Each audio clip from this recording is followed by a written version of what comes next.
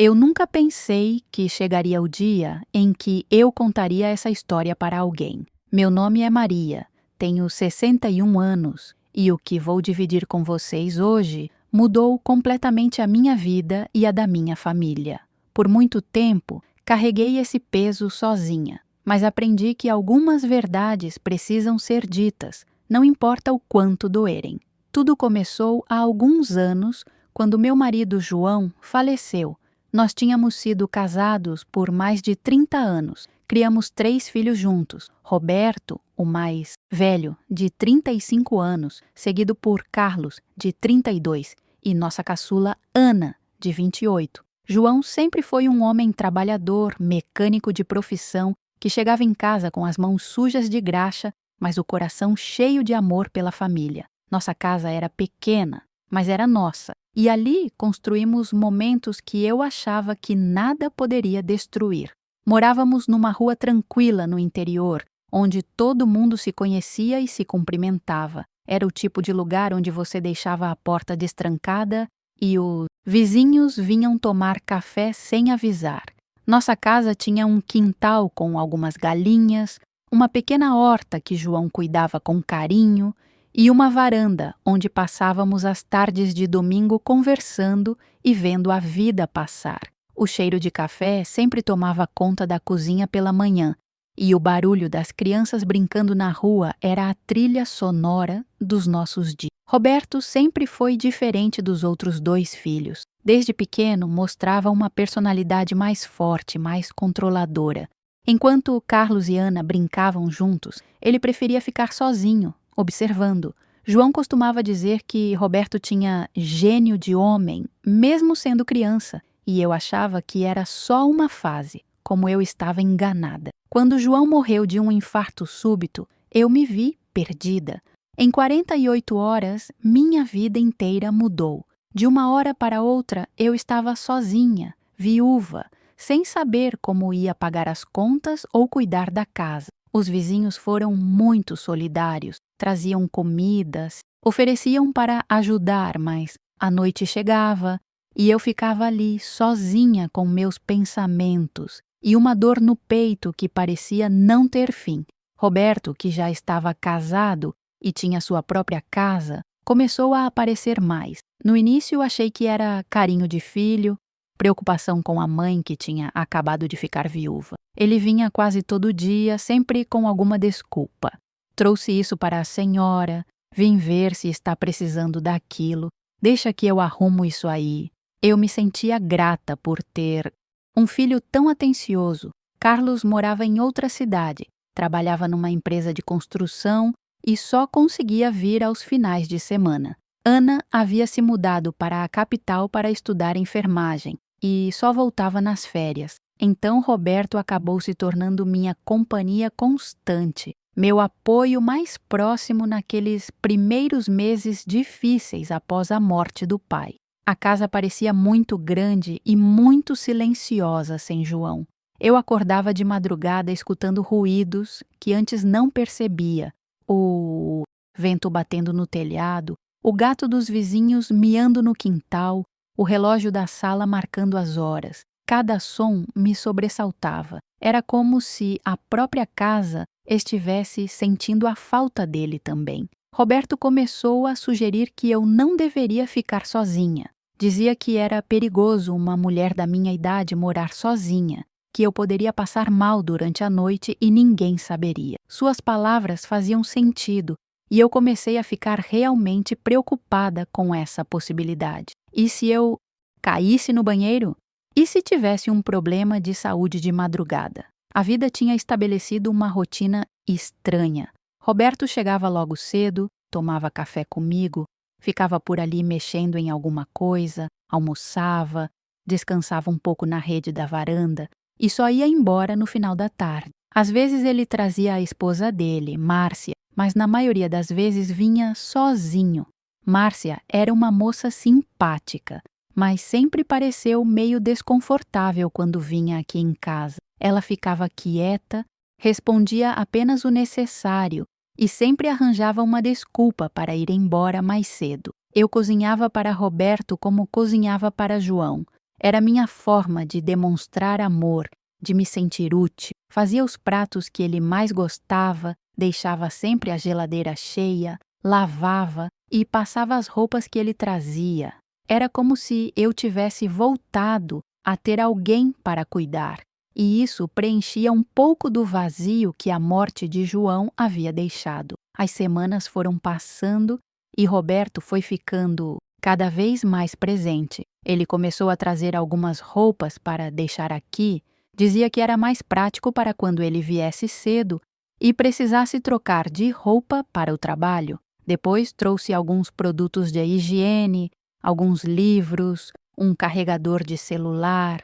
Aos poucos, a casa foi ganhando sinais da presença dele. Uma manhã, Roberto chegou mais cedo que o normal. Eu ainda estava de camisola, tomando meu café da manhã na cozinha, quando ouvi a chave girando na fechadura. João tinha dado uma cópia da chave para todos os filhos anos atrás, então não era estranho que Roberto tivesse uma.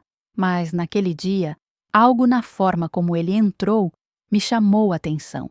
Ele não gritou, "Oi, mãe", como sempre fazia. Entrou silencioso e, quando apareceu na cozinha, tinha uma expressão no rosto que eu nunca tinha visto antes. "Bom dia, mãe", ele disse. Mas sua voz estava diferente, mais baixa, mais pausada. Eu respondi o cumprimento e perguntei se ele queria café, mas ele ficou ali parado, me olhando de um jeito estranho.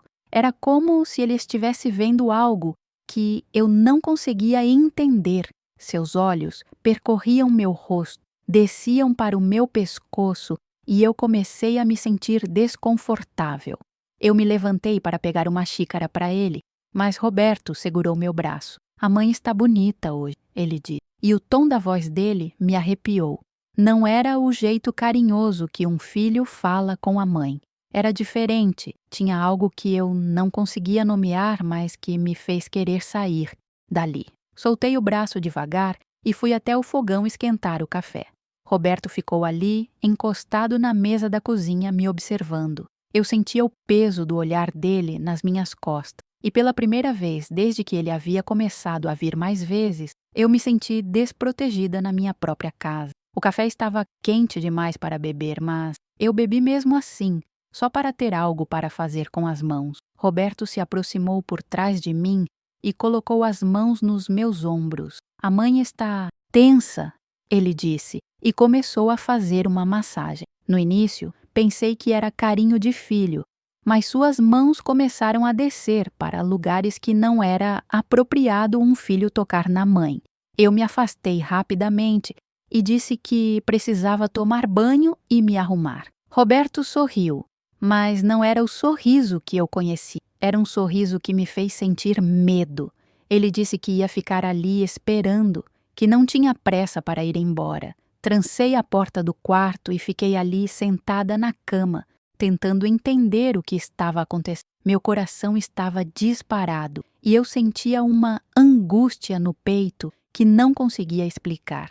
Talvez eu estivesse imaginando coisas, talvez a solidão estivesse me fazendo ver problemas onde não existiam. Roberto era meu filho, ele jamais faria algo inadequado. Quando saí do quarto já vestida e arrumada, Roberto estava na sala folheando uma revista. Ele levantou os olhos e me deu aquele sorriso estranho novamente. "A mãe ficou ainda mais bonita", ele disse. Eu fingi que não escutei e fui para a cozinha preparar o almoço. Durante o almoço, Roberto falou sobre trabalho, sobre a cidade, sobre os vizinhos, como se nada tivesse acontecido. Mas eu não conseguia relaxar. Cada movimento dele, cada olhar, cada palavra me deixava alerta. Era como se houvesse duas pessoas ali na mesa. O Roberto, filho que eu conhecia há 35 anos, e essa outra pessoa que tinha aparecido de manhã na cozinha. Depois do almoço, Roberto disse que estava cansado e perguntou se podia descansar um pouco no sofá.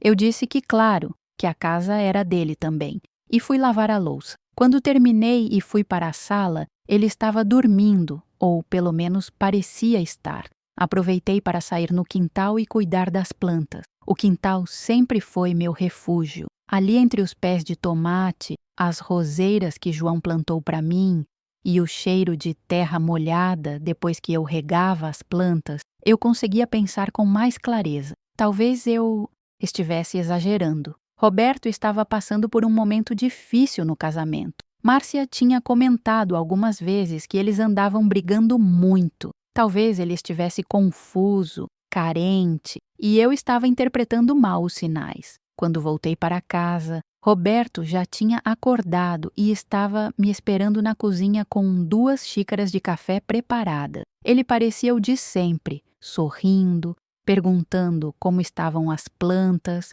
contando uma piada que tinha escutado no trabalho. Eu comecei a relaxar, pensando que tinha mesmo imaginado coisas demais, mas quando escureceu e chegou a hora dele ir embora, Roberto demorou mais que o normal. Ficou ali na porta como se não quisesse. A mãe tem certeza que vai ficar bem sozinha? Ele perguntou. Eu disse que sim, que já estava acostumada. Ele se aproximou para me dar um beijo de despedida no rosto, como sempre fazia. Mas dessa vez o beijo durou mais tempo, e ele segurou meu rosto com as 2 mãos de uma forma que me deixou desconfortável novamente. Boa noite, mãe, ele disse, olhando bem nos meus olhos. Cuida bem de si. E saiu. Eu tranquei a porta, fechei todas as janelas e fui para o quarto. Mas naquela noite eu não consegui dormir direito. Ficava pensando no que tinha acontecido de manhã, tentando entender se estava imaginando coisas ou se realmente havia algo errado. A casa parecia ainda mais silenciosa que o normal, e cada barulho me fazia pular na cama. No dia seguinte, Roberto apareceu, novamente logo cedo. Dessa vez, eu já estava acordada e vestida quando ele chegou.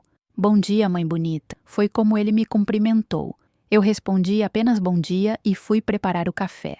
Mas eu podia sentir que algo tinha mudado definitivamente. A forma como ele me olhava, como falava comigo, como se movia pela casa, tudo estava diferente. Durante o café da manhã, Roberto começou a falar sobre como eu estava bem conservada para minha idade, como eu ainda era uma mulher atraente. Dizia que João tinha sorte de ter uma esposa tão bonita e que, se ele estivesse vivo, ainda ficaria com ciúme dos homens que olhavam para mim na rua. Eu tentava mudar de assunto, mas ele sempre voltava para esses comentários. Depois, Roberto sugeriu que a gente assistisse um filme juntos. Escolheu um filme romântico, dessas que passavam na televisão à tarde, e se sentou bem ao meu lado no sofá.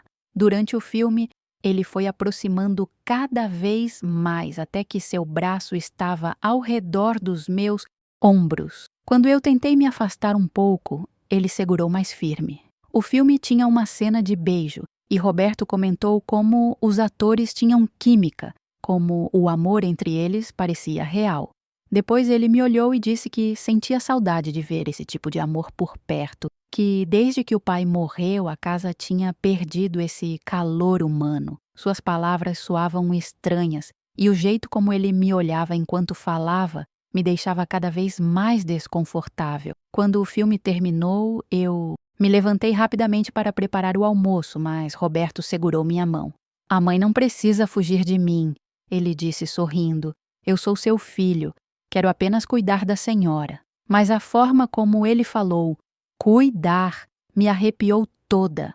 Durante o almoço, Roberto começou a tocar em assuntos mais íntimos. Perguntou se eu sentia falta do pai, não apenas da companhia, mas de outras coisas também. Disse que entendia como devia ser difícil para uma mulher como eu ficar sozinha depois de tantos anos de casamento. Suas palavras tinham duplo sentido, e eu sabia disso. Tentei encerrar o assunto, dizendo que essas eram coisas particulares, que não se conversava sobre isso. Mas Roberto insistiu, disse que eu podia confiar nele, que ele era homem e entendia as necessidades de uma mulher. O jeito como ele disse necessidades me fez sentir enjoada. Depois do almoço, eu disse que tinha dor de cabeça e fui para o quarto descansar. Mas Roberto me seguiu. Disse que sabia fazer uma massagem que ia me ajudar com a dor. Eu disse que não precisava. Ele entrou no quarto mesmo assim. A mãe confia em mim, não é? Ele perguntou, se aproximando da cama onde eu estava deitada. Eu sou seu filho. Jamais faria algo para machucá-la. E antes que eu pudesse responder, ele começou a fazer massagem na minha cabeça. No início, era uma massagem normal, mas, aos poucos, as mãos dele foram descendo para o meu pescoço, para os meus ombros. Eu tentei me levantar, mas Roberto disse para eu relaxar, que ele sabia o que estava fazendo. Suas mãos continuaram descendo e eu comecei a ficar desesperada.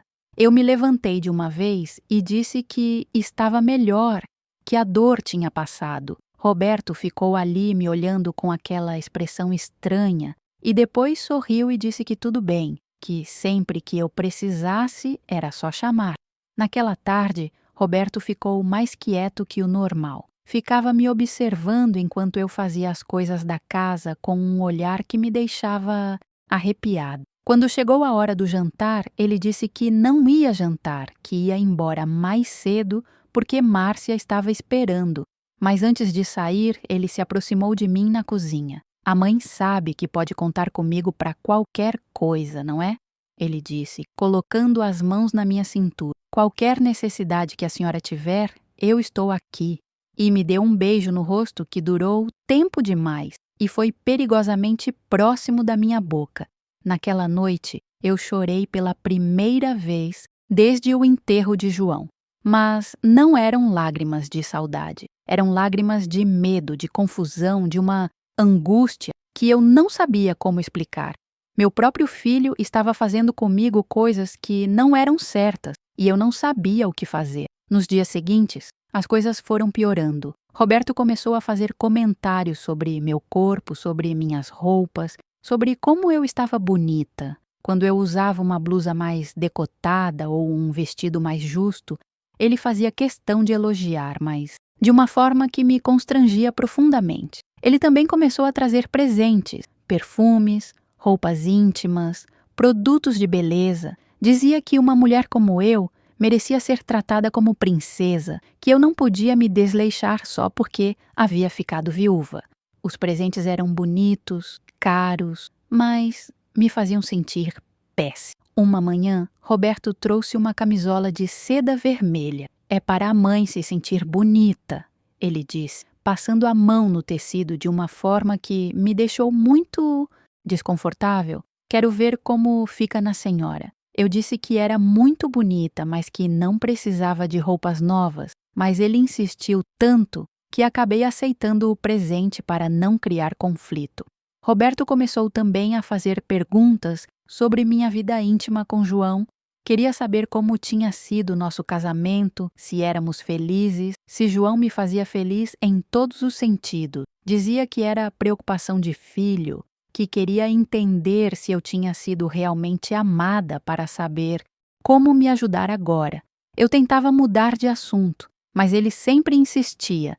Dizia que eu não precisava ter vergonha com ele, que éramos família, que ele só queria me conhecer melhor para poder me fazer feliz. A palavra feliz na boca dele ganhava um significado que me assustava. Um dia, Roberto chegou em casa e me encontrou saindo do banho. Eu estava com roupão, cabelo molhado, e quando abri a porta do banheiro, ele estava ali no corredor me esperando. Seus olhos percorreram meu corpo todo.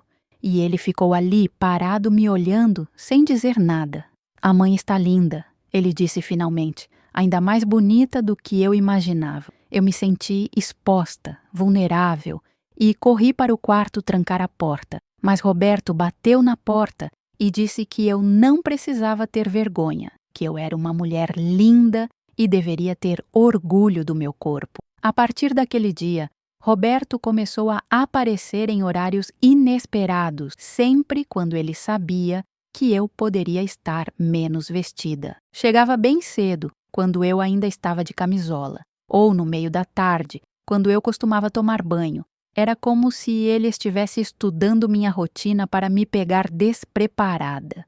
Uma tarde, eu estava estendendo roupa no varal do quintal quando Roberto apareceu por trás de mim. Sem dizer nada, ele encostou seu corpo no meu, prensando-me contra o varal. Eu conseguia sentir a respiração dele na minha nuca e meu corpo todo ficou tenso. A mãe cheira tão bem, ele sussurrou no meu ouvido. Sempre cheirou e passou a mão no meu braço, no meu ombro, descendo para a minha cintura. Eu tentei me afastar, mas ele me segurou firme. Roberto, para com isso, eu consegui dizer, tremendo, isso não está certo. Mas ele riu baixinho e disse que não tinha nada de errado um filho cuidar da mãe, demonstrar carinho. Suas mãos continuaram se movendo pelo meu corpo, e eu senti uma mistura de nojo e desespero que nunca tinha sentido antes. Consegui me soltar e corri para dentro de casa. Roberto me seguiu, rindo, dizendo que eu estava exagerando, que era apenas carinho de filho. Mas eu sabia que não era. Eu sabia que havia algo muito errado acontecendo e que precisava fazer alguma coisa antes que fosse tarde demais. Naquela noite, liguei para Carlos. Minha voz estava trêmula e eu não sabia bem o que dizer. Como explicar para um filho que o próprio irmão estava fazendo coisas inadequadas comigo? Carlos percebeu que eu estava estranha e perguntou se estava tudo bem. Eu disse que sim, mas que estava me sentindo um pouco sozinha e perguntei quando ele poderia vir me visitar. Carlos disse que viria no final de semana, como sempre. Eu queria pedir para ele vir antes, mas não consegui encontrar coragem para explicar o porquê. Como dizer para um filho que o próprio irmão está... Não, eu nem conseguia pensar nessas palavras. Nos dias seguintes, Roberto ficou ainda mais ousado. Começou a fazer comentários sexuais abertos, a me tocar de forma mais invasiva, sempre justificando como carinho de filho ou preocupação. Dizia que eu estava precisando de um homem na minha vida e que, enquanto esse homem não aparecia, ele estava ali para me fazer companhia. Uma manhã, Roberto chegou e me encontrou fazendo café na cozinha. Ele se aproximou por trás e colou seu corpo no meu, colocando as mãos na minha barriga. A mãe está tão carente, ele disse. Posso sentir. E começou a beijar meu pescoço. Eu consegui me soltar e gritei para ele parar, que isso não podia continuar. Roberto me olhou com raiva, uma raiva que nunca tinha visto nos olhos dele. A senhora não pode ficar fingindo que não gosta, mãe, ele disse. Sei que a senhora sente saudade de ser tocada por um homem. Eu disse que ele estava louco, que eu era a mãe dele, que isso era completamente errado. Mas Roberto riu e disse que eu estava sendo hipócrita, que ele sabia que eu gostava da atenção que ele me dava. Disse que se eu não gostasse, teria mandado ele embora. Há muito tempo, suas palavras me deixaram confusa e culpada. Será que, de alguma forma, eu tinha dado a entender que aceitava aquela situação? Será que, por não ter expulsado ele de casa, eu tinha feito com que ele pensasse que eu concordava com tudo aquilo? Roberto percebeu minha confusão e se aproveitou disso. Se aproximou novamente e disse que não tinha nada de errado no que estávamos fazendo, que éramos dois adultos, que eu precisava de carinho e ele podia me dar. Disse que eu merecia ser feliz, ser amada, ser tocada e que ele estava ali para isso. Eu sabia que estava errado, mas sua voz era tão convincente, tão suave, que por um momento quase acreditei. Quase deixei que aquelas mãos continuassem me tocando. Quase deixei que aqueles beijos no pescoço descessem para outros lugares. Quase. Mas então eu me lembrei de João, do meu casamento, dos meus valores, de quem eu realmente era. Empurrei Roberto com todas as forças que tinha e gritei para ele sair da minha casa. Disse que se ele não saísse imediatamente, eu ia chamar a polícia. Roberto ficou surpreso com minha reação. Seus olhos ficaram frios e pela primeira vez eu vi quem ele realmente era por baixo de toda aquela máscara de filho carinhoso. A senhora vai se arrepender, mãe, ele disse. Vai ficar aqui sozinha, abandonada. E um dia vai implorar para eu voltar. E saiu batendo a porta. Fiquei ali na cozinha, tremendo, tentando processar tudo o que tinha acontecido. Meu próprio filho tinha tentado... Não, eu não conseguia nem pensar na palavra. Mas eu sabia que se não tivesse reagido naquele momento, as coisas teriam ido muito mais longe. Liguei para Carlos naquela mesma tarde. Dessa vez, minha voz estava mais firme. Eu preciso que você venha aqui urgente, eu disse. Tem algo que preciso te contar sobre seu irmão.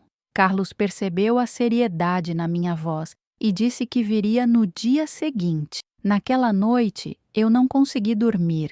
Ficava imaginando como ia explicar para Carlos o que Roberto tinha feito. Como ia encontrar coragem para falar sobre coisas tão íntimas, tão constrangedoras? E se Carlos não acreditasse em mim? E se ele achasse que eu estava inventando coisas? Roberto não apareceu no dia seguinte, nem no outro. A casa ficou mais silenciosa do que nunca, mas era um silêncio diferente. Não era mais o silêncio da solidão, era o silêncio do alívio. Eu conseguia respirar novamente, conseguia me mover pela casa sem medo de ser tocada de forma inadequada. Quando Carlos chegou, eu havia ensaiado várias vezes o que ia dizer, mas na hora as palavras fugiram. Fiquei ali na frente dele, tentando encontrar uma forma de começar aquela conversa impossível. Mãe, o que está acontecendo? Carlos perguntou. A senhora está com uma cara péssima. Parece que não tem dormido. Eu comecei devagar, contando sobre como Roberto tinha ficado mais presente após a morte do pai. Carlos assentiu, disse que achava bom eu ter companhia. Então, eu comecei a contar sobre os comentários estranhos, os olhares, os toques inadequados. Ao início, Carlos parecia confuso, como se não entendesse exatamente o que eu estava dizendo. Mas conforme eu fui entrando em mais detalhes, o rosto dele foi mudando. A expressão de confusão deu lugar à incredulidade, depois à raiva. A senhora tem certeza do que está falando, mãe? Ele perguntou, porque essa é uma acusação muito séria.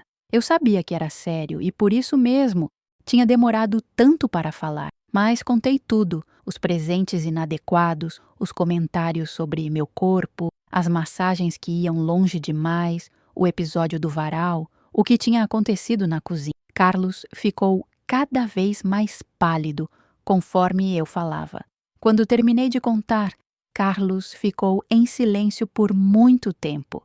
Depois, levantou e começou a andar de um lado para outro na sala, passando as mãos nos cabelos, claramente agitado. Eu vou matar ele, foi o que Carlos disse, finalmente. Vou matar aquele desgraçado. Eu disse para ele se acalmar que não queria que ninguém se machucasse por minha causa, mas Carlos estava transtornado. Disse que sempre desconfiou que Roberto não era uma pessoa boa, mas nunca imaginou que ele seria capaz de algo assim. Carlos me perguntou se Roberto tinha chegado a passar da mão em mim de fato, se havia acontecido algo mais grave. Eu disse que não, que sempre consegui parar as coisas antes que chegassem a esse ponto, mas que estava claro que era para lá que Roberto estava caminhando. Nós conversamos por horas. Carlos queria todos os detalhes, queria saber exatamente o que Roberto tinha dito e feito. Eu via a raiva crescendo nos olhos dele a cada palavra que eu falava. No final, ele disse que ia falar com Ana, que ela precisava saber o que tipo de pessoa era o irmão mais velho. Eu pedi para ele não contar para Ana que ela era muito nova e ia ficar traumatizada com uma história dessa. Mas Carlos disse que Ana tinha direito de saber, principalmente porque ela às vezes ficava sozinha aqui em casa quando vinha me visitar. A ideia de que Roberto pudesse fazer alguma coisa com Ana me apavorou. Eu nunca tinha pensado nisso, mas agora percebi que se ele era capaz de tentar abusar da própria mãe, talvez fosse capaz de qualquer coisa. Carlos ligou para Ana naquela mesma noite. Eu escutei a conversa do quarto. Carlos falando baixo, Ana gritando do outro lado da linha, depois um silêncio longo. Quando Carlos desligou, ele veio me contar que Ana ia voltar para casa imediatamente, que já estava pegando o primeiro ônibus. Ana chegou no dia seguinte de manhã, com os olhos vermelhos de tanto chorar. Ela me abraçou forte e pediu desculpas por não estar por perto quando eu mais precisei. Disse que se soubesse o que estava acontecendo, teria largado tudo e voltado para casa. Nós três conversamos muito naquele dia. Ana contou que Roberto sempre a deixou desconfortável quando ela era adolescente, que ele fazia comentários sobre seu corpo, sobre como ela estava desenvolvendo, mas ela achava que era normal, coisa de irmão mais velho provocando. Agora, Ana percebia que os comentários de Roberto nunca foram normais. Ela lembrou de várias situações estranhas. Roberto entrando no banheiro quando ela estava tomando banho, mexendo nas gavetas onde ela guardava as roupas íntimas, fazendo perguntas sobre sua vida sexual. Carlos também começou a lembrar de coisas. Disse que Roberto sempre foi controlador, possessivo, que não gostava quando Carlos levava namoradas em casa. Roberto fazia comentários maldosos sobre as meninas, dizia que elas não prestavam, que só queriam se aproveitar da família. Ficou claro para nós três que Roberto tinha problemas sérios, que não era apenas uma questão de ele estar confuso ou carente, era algo mais profundo, mais perturbador. Carlos queria ir atrás de Roberto naquele mesmo dia. Queria resolver a situação como homem, mas Ana conseguiu convencê-lo de que violência não ia resolver nada, que podia apenas piorar as coisas. Em vez disso, decidimos que Carlos ia falar com Roberto, deixar claro que sabíamos de tudo e que ele não era mais bem-vindo em casa. Mas Roberto se antecipou. No dia seguinte, ele apareceu aqui em casa de manhã cedo, como sempre fazia. Só que dessa vez encontrou Carlos e Ana esperando por ele na sala. "O que estão fazendo aqui?" Roberto perguntou, tentando manter o tom casual. Mas eu percebia que ele estava nervoso. "Viemos cuidar da nossa mãe", Carlos respondeu. "Parece que ela anda precisando de proteção." Roberto tentou disfarçar, disse que não entendia o que Carlos estava querendo dizer, mas Carlos foi direto ao ponto. Contou que eu havia revelado tudo, que sabíamos exatamente o tipo de pessoa que Roberto era. A expressão no rosto de Roberto mudou completamente. A máscara de filho carinhoso caiu e apareceu a mesma frieza que eu tinha visto naquele dia na cozinha. Ele olhou para mim com desprezo e depois para Carlos com ódio. "Vocês não sabem do que estão falando", Roberto disse, mas sua voz estava diferente, mais grave, mais ameaçadora. "A mãe está inventando coisas, está ficando senil." Ana se levantou da cadeira onde estava sentada. "Não está não, Roberto.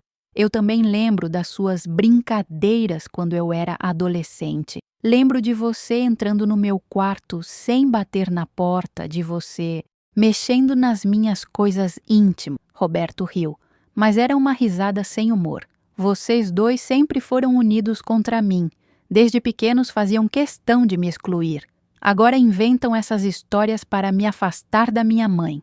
Carlos se aproximou de Roberto. "Ninguém está inventando nada. A mãe contou tudo. Os toques, os comentários, os presentes inadequados. Você é um doente, Roberto." Roberto empurrou Carlos. "Eu sou um doente? Eu que cuido da nossa mãe todos os dias enquanto vocês ficam longe vivendo suas vidas? Eu que estou aqui quando ela precisa? Você não estava cuidando." Ana gritou. "Você estava se aproveitando, estava abusando de uma mulher viúva, vulnerável, que confia em você."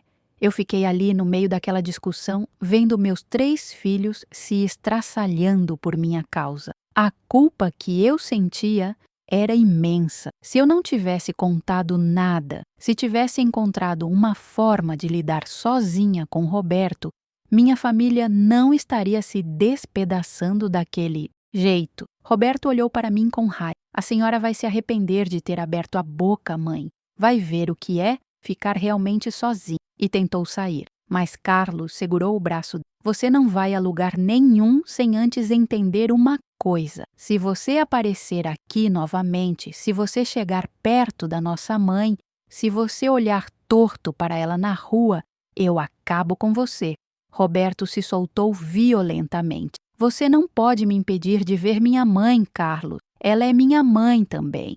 Ana se aproximou. Você perdeu esse direito no momento que passou a mão nela, Roberto. No momento que parou de tratá-la como mãe e começou a tratá-la como uma mulher qualquer. As palavras de Ana foram como um soco no estômago para Roberto. Ele ficou vermelho e, por um momento, pensei que ele fosse bater nela, mas ele se controlou, respirou fundo e disse algo que me arrepiou toda. Vocês acham que sabem de tudo, não é? Acham que são melhores que eu? Pois fiquem sabendo que eu não sou o único com problemas nesta família. Perguntem para a mãe de vocês sobre as cartas que ela escrevia para o vizinho quando o papai estava vivo. O sangue gelou nas minhas veias. Roberto estava falando sobre as cartas que eu escrevia para seu Antônio, o vizinho viúvo que morava 3 casas adiante. Eram cartas inocentes, de amizade, nada mais. Seu Antônio estava passando por um período difícil após a morte da esposa, e eu apenas oferecia palavras de conforto. João sabia das cartas e não se importava. Mas Roberto estava distorcendo tudo, como sempre fazia, tentando me fazer parecer culpada, tentando justificar suas ações com mentiras sobre as minhas. Que cartas são essas? Carlos perguntou confuso. Eram cartas de amizade, eu disse rapidamente. Seu Antônio estava deprimido depois que a esposa dele morreu e eu escrevi algumas palavras de apoio. Seu pai sabia de tudo. Roberto riu maldosamente. Palavras de apoio. Eu li essas cartas, mãe. Eram bem mais que palavras de apoio. Ele estava mentindo e eu sabia disso. Roberto nunca teve acesso às minhas cartas, mas ele sabia que a dúvida que estava plantando na cabeça dos meus outros filhos ia me machucar. Carlos olhou para Roberto com nojo. Mesmo que isso fosse verdade, e eu tenho certeza que não é, isso não justificaria nada do que você fez. Nada dá a você o direito de abusar da nossa mãe. Roberto percebeu que sua tentativa de me desmoralizar não estava funcionando. Mudou de estratégia. Vocês não entendem nada, ele disse, com a voz mais baixa. A mãe estava carente, sozinha, precisando de carinho. Eu apenas estava dando o que ela precisava. Ana ficou com os olhos cheios de lágrimas. Roberto, você está doente. Procura ajuda. Vai num psicólogo, num psiquiatra, não sei. Mas assume que você tem um problema e vai buscar tratamento. Eu não tenho problema nenhum, Roberto gritou. O problema são vocês, que não entendem nada de amor, de carinho, de família. Aquilo não era amor nem carinho, eu disse finalmente, encontrando coragem para falar. Era abuso, Roberto. Você estava me assediando, me tocando de forma inadequada, me fazendo me sentir desconfortável na minha própria casa. Roberto me olhou com uma mistura de raiva e desprezo. Eu estava cuidando da senhora, mãe, fazendo a senhora se sentir desejada novamente, bonita, importante. E assim que a senhora me agradece. Carlos não aguentou mais. Avançou em Roberto e os dois começaram a brigar. Eu nunca tinha visto uma briga tão violenta entre meus filhos. Eles se socavam, se empurravam, derrubaram móveis, quebraram objetos. Ana e eu gritávamos para eles pararem, mas eles estavam cegos de raiva. Carlos gritava que ia matar Roberto. Roberto gritava que Carlos era um hipócrita, que não sabia de nada sobre cuidar da mãe. A briga só parou quando Ana ameaçou chamar a polícia. Os dois se separaram, ofegantes, machucados. Roberto tinha o lábio sangrando, Carlos estava com um olho roxo. Roberto se levantou, ajeitou a roupa e nos olhou com desprezo. Vocês vão se arrepender, ele disse. Um dia vocês vão entender que eu era o único que realmente se importava com esta família. E saiu, batendo a porta tão forte que os vidros da janela tremeram. Ficamos os 3 ali na sala, em silêncio, tentando processar tudo o que tinha acontecido. A casa estava uma bagunça, tinha sangue no chão, móveis quebrados, mas o que estava mais quebrado éramos nós. Carlos e Ana ficaram comigo pelos próximos dias. Carlos cancelou compromissos no trabalho. Ana trancou temporariamente a faculdade. Eles não queriam me deixar sozinha, com medo de que Roberto voltasse. Durante esses dias, conversamos muito sobre nossa família, sobre sinais que talvez tivéssemos ignorado ao longo dos anos. Ana lembrou que Roberto sempre foi possessivo com ela, que não gostava quando ela saía com amigas, quando namorava. Carlos contou que Roberto fazia comentários estranhos sobre as namoradas dele, sempre sexualizando as meninas. Também conversamos sobre João, sobre como ele teria reagido se estivesse vivo para ver o que Roberto se tornou. João era um homem simples, trabalhador, que acreditava na família acima de tudo. Acho que ele ficaria arrasado em saber que um de seus filhos era capaz de uma coisa dessa. Uma semana depois do confronto, Roberto apareceu novamente. Dessa vez, ele não veio sozinho. Trouxe Márcia, a esposa. Eu percebi imediatamente que alguma coisa tinha mudado. Márcia estava com o rosto inchado, como se tivesse chorado muito, e evitava olhar nos nossos olhos. Roberto parecia mais calmo, mais controlado. Pediu para conversar comigo a sós, disse que queria pedir desculpas pelo que havia acontecido. Carlos e Ana se recusaram a nos deixar sozinhos. Disseram que qualquer conversa teria que acontecer na presença dele. Roberto suspirou e disse que entendia a desconfiança deles. Então, na frente de todos, ele começou a falar. Disse que tinha refletido muito sobre seus atos, que percebia agora que tinha se comportado de forma inadequada. Eu estava passando por um momento difícil no casamento, ele explicou, olhando para Márcia. Estava confuso, carente, e acabei direcionando esses sentimentos de forma errada para a senhora, mãe. Márcia confirmou com a cabeça, mas continuava sem falar nada. Eu via que ela estava sofrendo, que havia algo que ela não estava dizendo. Roberto continuou pedindo desculpas, dizendo que entendia se eu nunca mais quisesse vê-lo, mas que gostaria de uma chance para mostrar que podia mudar.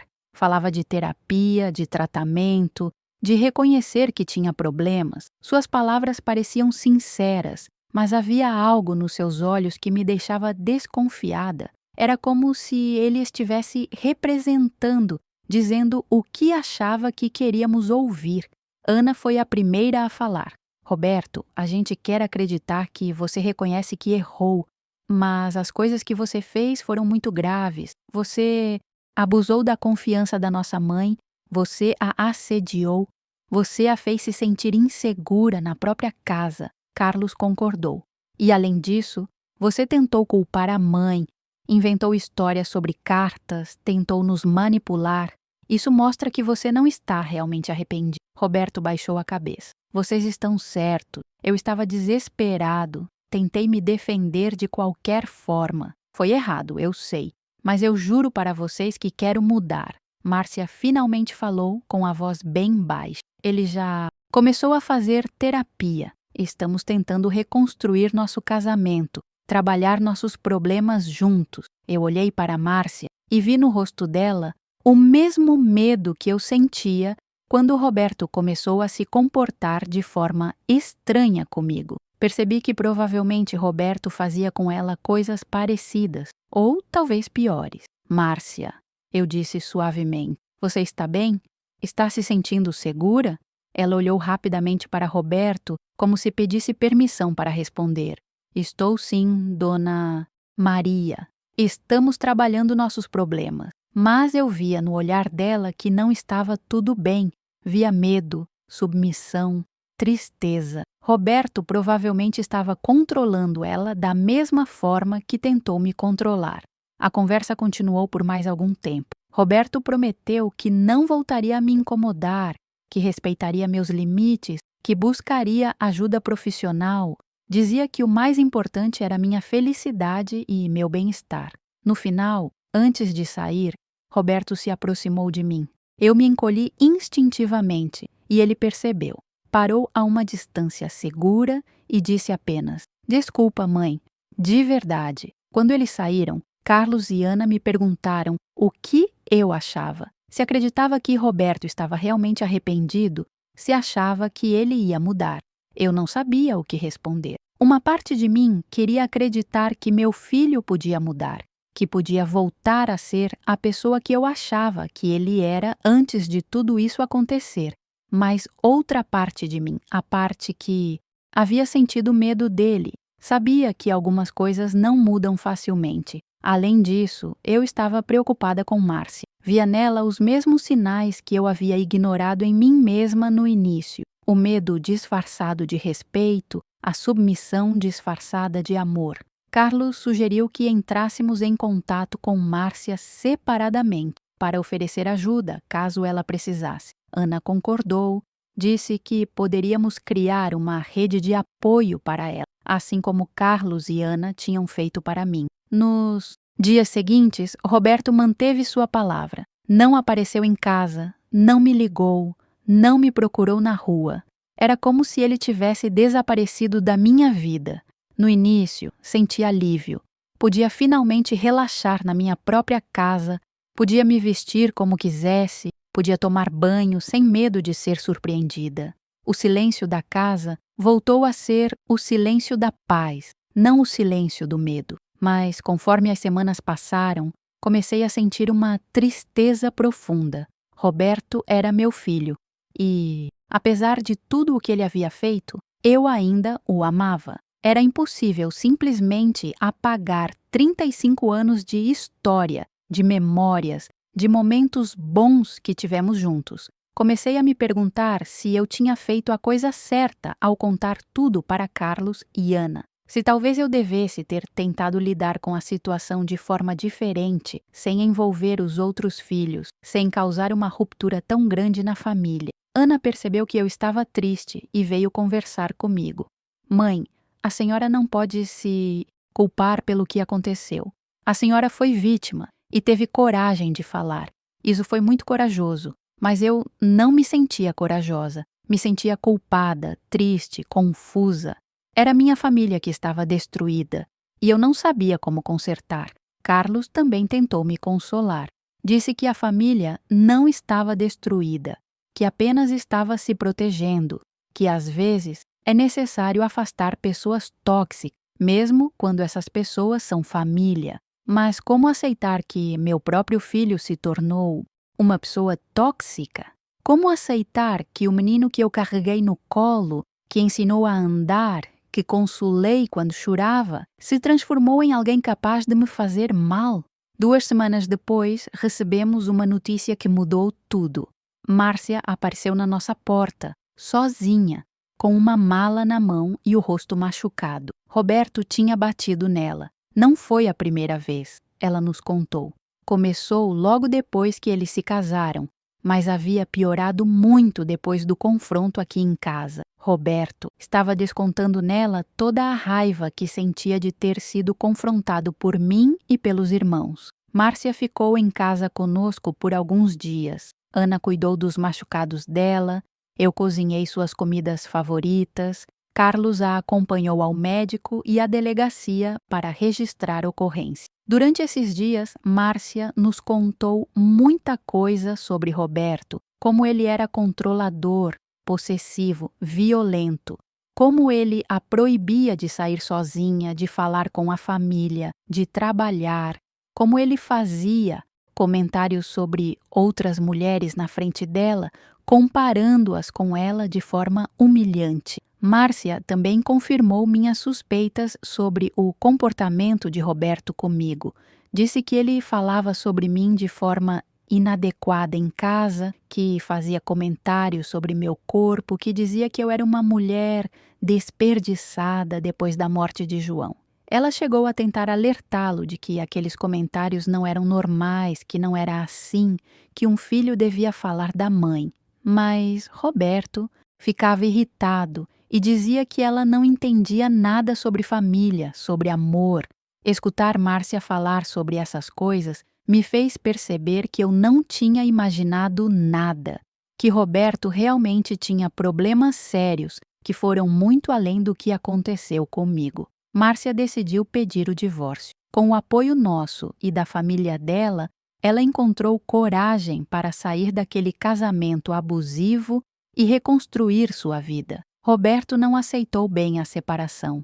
Começou a perseguir Márcia, a aparecer no trabalho dela, a ligar constantemente. Tivemos que pedir uma medida protetiva para que ele parasse de incomodá-la. Foi durante esse período que eu realmente entendi quem Roberto se tornou. Ele não era apenas um homem confuso que havia cometido alguns erros. Ele era um abusador, alguém que usava controle e intimidação para conseguir o que queria. E eu tinha sido apenas mais uma de suas vítimas. Essa compreensão foi libertadora e dolorosa ao mesmo tempo. Libertadora porque me tirou toda a culpa que eu sentia. Dolorosa porque significava aceitar que meu filho mais velho era uma pessoa que eu não conhecia e talvez nunca tivesse conhecido. Carlos e Ana me ajudaram muito durante esse período.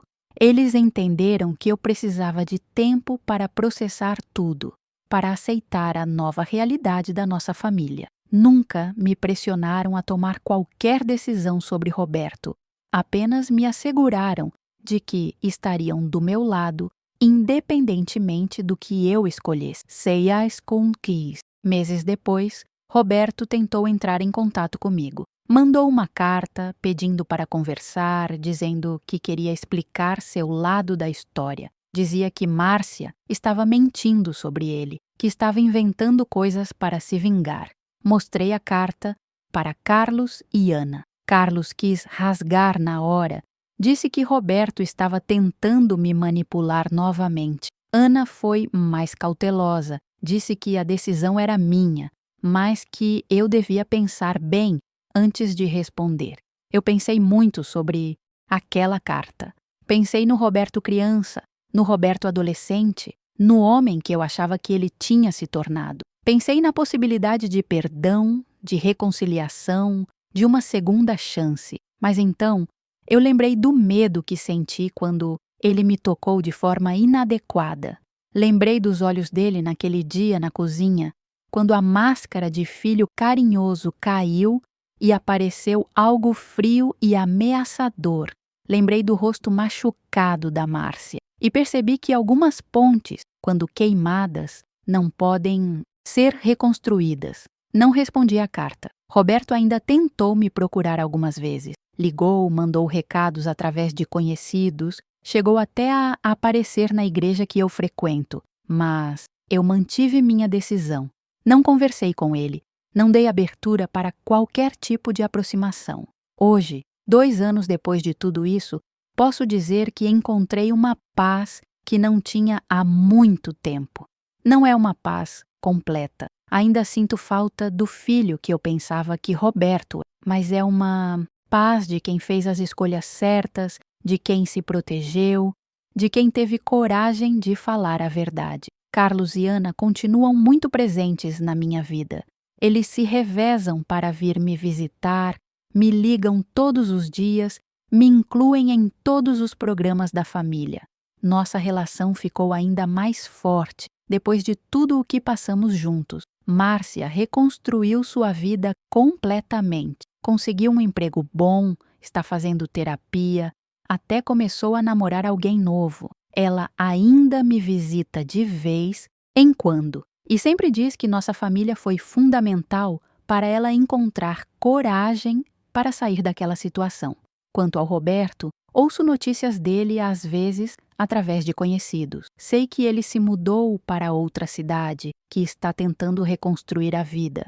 Às vezes ouço que ele fala mal de mim, que conta versões distorcidas da nossa história para quem quer escutar. Isso me magoa, mas não me surpreende. É típico de pessoas como Roberto tentar se fazer de vítima, tentar inverter a situação para parecer que foram injustiçadas. Eu aprendi muitas coisas nesses 2 anos. Aprendi que família não é apenas sangue, é respeito, é cuidado, é amor verdadeiro. Aprendi que às vezes é necessário se afastar de pessoas que fazem mal, mesmo quando essas pessoas são nossa família. Aprendi que eu sou mais forte do que imaginava, que mesmo aos 61 anos Mesmo sendo uma viúva que sempre dependeu do marido para muitas coisas, eu posso tomar decisões difíceis e viver com as consequências. Aprendi que existem muitas mulheres passando por situações parecidas com a minha. Mulheres que sofrem abusos dentro da própria família, que são assediadas por pessoas próximas, que carregam essa dor sozinhas, porque não sabem como falar sobre isso. Por isso, resolvi contar minha história hoje, para que outras mulheres saibam que não estão sozinhas, que é possível encontrar coragem para falar, que é possível se proteger mesmo quando o agressor é alguém próximo. Sei que muitas pessoas vão julgar minhas escolhas, vão dizer que eu deveria ter perdoado meu filho, que família é família, que eu deveria ter dado uma segunda chance. Mas essas pessoas não estavam lá quando eu senti medo na minha própria casa. Não estavam lá quando eu me senti vulnerável e desprotegido. Só quem passou por uma situação assim pode entender como é difícil aceitar que alguém que deveria nos proteger se tornou alguém de quem precisamos nos proteger. Hoje eu vivo em paz. Tenho meus 2 filhos que me amam e me respeitam verdadeiramente. Tenho uma casa onde posso relaxar, onde não preciso ter medo de ser tocada de forma inadequada.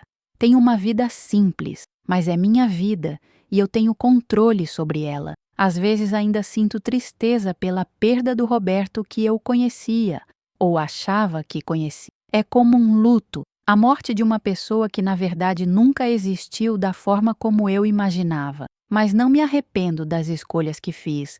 Não me arrependo de ter falado a verdade, de ter me protegido, de ter protegido outras pessoas como a Márcia. Se você está escutando essa história e está passando por algo parecido, saiba que você não está sozinha. Saiba que é possível encontrar ajuda, que é possível sair dessa situação. Saiba que você merece respeito, merece segurança, merece paz.